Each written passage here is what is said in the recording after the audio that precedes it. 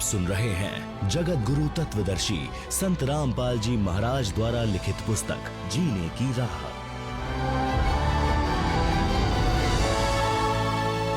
संतों की शिक्षा।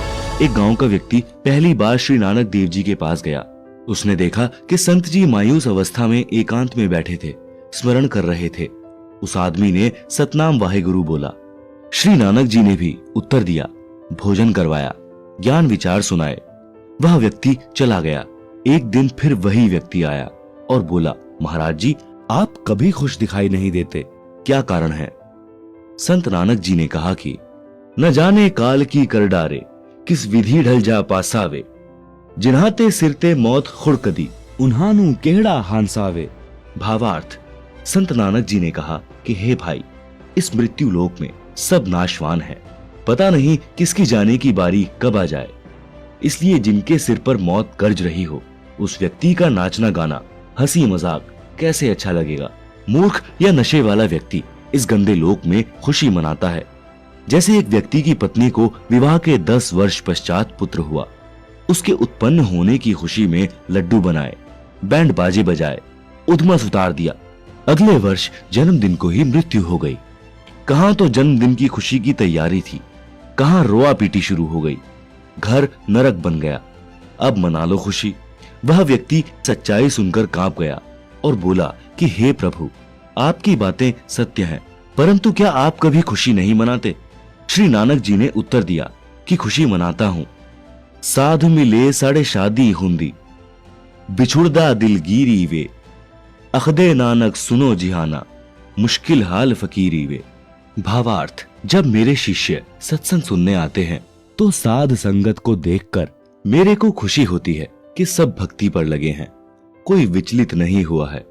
जब ये सत्संग के पश्चात जाते हैं तो मायूसी छा जाती है कि कहीं कोई सिर फिरा इनको भ्रमित करके परमात्मा से दूर न कर दे। श्री नानक जी ने कहा कि ज्ञानहीन संतों ने फकीरी यानी भक्ति को कठिन बना दिया है। वे पूर्ण मोक्ष मार्ग जानते नहीं, भ्रमित करने को गुरु बने हैं, जो मीठी मीठी बातें बनाकर मेरे भक्तों को काल के जाल में ले जाते हैं। इसलिए जब तक वे पुनः सत्संग में सब नहीं आते तो मुझे चिंता बनी रहती है। सब आ जाते हैं तो खुशी होती है। कबीर जी ने कहा है, मौत बिसारी मूर्खा, अचरज किया कौन, तन मिट्टी में मिल जाएगा, ज्यों आटे में लौन। शब्दार्थ, हे मूर्ख मानव, तूने कैसा आश्चर्य कर रखा है कि मृत्यु को भूला है। तेरा शरीर एक दिन मृत्यु को प्राप्त होकर मिट्टी में मिल जाएगा। तेरा नाम निशान यानी चिन्ह भी दिखाई नहीं देगा, जैसे आटे में नमक मिलने पर दिखाई नहीं देता।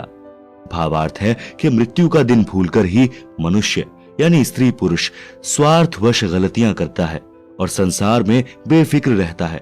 यदि मृत्यु याद है तो मानव कभी पाप व गफलत नहीं कर सकता। अन्य उदाहरण, एक सेठ एक दिन एक संत के आश्रम में गया। संत की कृपा से उसको अच्छा लाभ हो गया। वह सेठ सेब संतरों केलों का बड़ा थैला भर कर गया। संत जी ने एक टोकरे में डाल दिए जिसमें फल प्रसाद रखते थे। सेठ 2 दिन बाद गया तो टोकरा फलों से भरा था। कुछ प्रसाद संत ने भक्तों को बांट दिया। कुछ भक्त फल प्रसाद लाए, वह टोकरे में डाल दिया। सेठ ने संत से कहा कि महाराज आप फल क्यों नहीं खाते? संत जी बोले कि मेरे को मौत दिखाई देती है, इसलिए खाया नहीं जाता। सेठ ने पूछा, महाराज कब जा रहे हो संसार से? संत जी बोले, आज से 40 वर्ष पश्चात मेरी मृत्यु होगी। सेठ बोले, हे महाराज, यूं तो सबने मरना है, फिर क्यों डरना? यह भी कोई बात हुई? इस तरह तो आम आदमी भी नहीं डरता, आप क्या बात कर रहे हो? सेठ जी दूसरे तीसरे दिन आए और इसी तरह की बात करें। उस नगरी का राजा भी उस संत जी का भक्त था।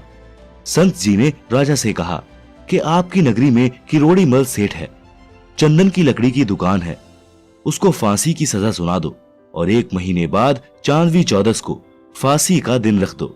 जेल में सेठ की कोठरी यानी कक्ष में फलों की टोकरी भरी रहे तथा दूध का लोटा 1 सेर यानी 1 किलोग्राम का भरा रहे।